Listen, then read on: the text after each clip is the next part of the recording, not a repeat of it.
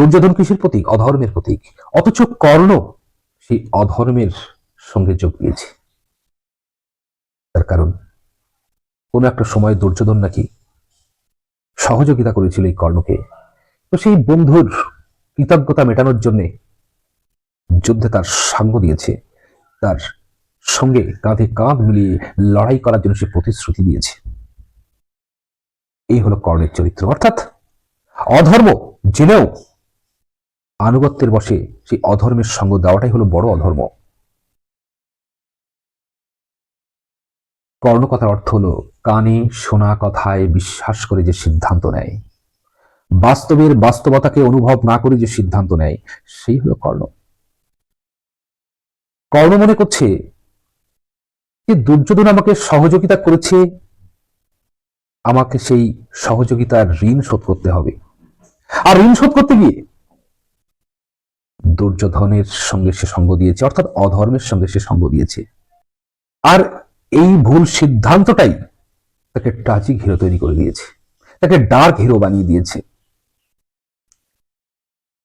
জীবনের দুটো অ্যাঙ্গেল, একটা ধর্ম একটা অধর্ম। আমাদের মূলাধারে সুপ্ত অবস্থায় ধর্ম, অর্থ, কর্ম এবং মকসা অবস্থান করছে। তো ধর্ম এবং অধর্ম প্রত্যেকটা জিনিসের দুটো প্রান্ত আছে। আমরা অধর্মের পথে হাঁটি আর ঈশ্বরকে দোষ দিই যে ঈশ্বর করিয়েছেন, ঈশ্বর চলতে বলেছেন তাই চলেছি, ঈশ্বর করিয়েছেন তাই করেছি। এগুলো কিছু এসকেপিস্ট মানুষের কথা, এগুলো কিছু চালাক মানুষের কথা, যারা অন্যের ঘাড়ে দোষ চাপিয়ে দিয়ে নিষ্কৃতি পেতে চায়। সেটা সাময়িক নিষ্কৃতি হয়, কিন্তু ঈশ্বরের সাম্রাজ্যে কোনো নিষ্কৃতি নেই। অধর্মের পথ ধরলে তোমাকে পতনের জন্য অপেক্ষা করতে হবে, তোমাকে কুকর্মফলের জন্য অপেক্ষা করতে হবে।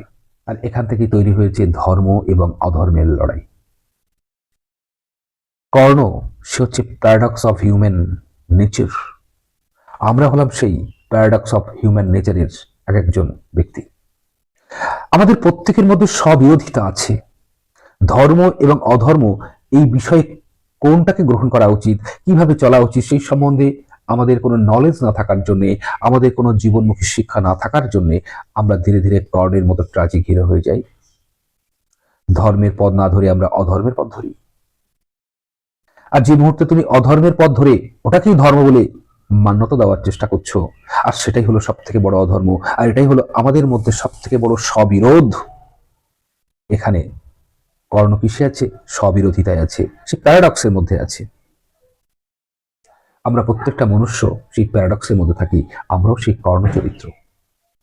আর যে মুহূর্তে প্যারাডক্সের মধ্যে থাকি, স্ববিরোধিতায় থাকি, আর তখন আমরা আনুগত্যের বসে আমরা সেই সকল বিষয়ের সঙ্গ দিই যেগুলো অধর্মের বিষয়।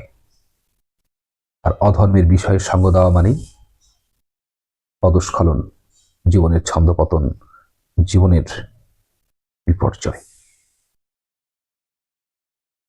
আধ্যাত্মিক বিপর্যয়ই একমাত্র আপনাকে নির্ধারণ করে দেবে আপনার জীবন কোন পথে চলবে। কারণ আধ্যাত্মিকতা হলো আমাদের জীবনের কোর, আমাদের জীবনের একেবারে গভীরতা। শ্রীমদ ঈগল গীতা প্রত্যেকটা ক্যারেক্টারের বিশ্লেষণ করে দেখেছে যে সেগুলো আমাদের জীবনেরই চরিত্র, সেগুলো আমাদের জীবনেরই ধর্ম অধর্মের লড়াই। এই কর্ণ বাইরে নেই, আমরাই হলাম ভেতর থেকে একজন কর্ণ। এই কর্ণ স্টেজ থেকে যদি মুক্ত না হতে পারি আমরা, তাহলে কখনো আত্মদর্শন সম্ভব নয়। ঈগল যোগ এবং ঈগল ধ্যানের মধ্য দিয়ে একমাত্র আত্মদর্শন সম্ভব। সকলকে বলবো ঈগল যোগ এবং ধ্যানের মধ্য দিয়ে নিজের গন্তব্যের দিকে এগিয়ে যান।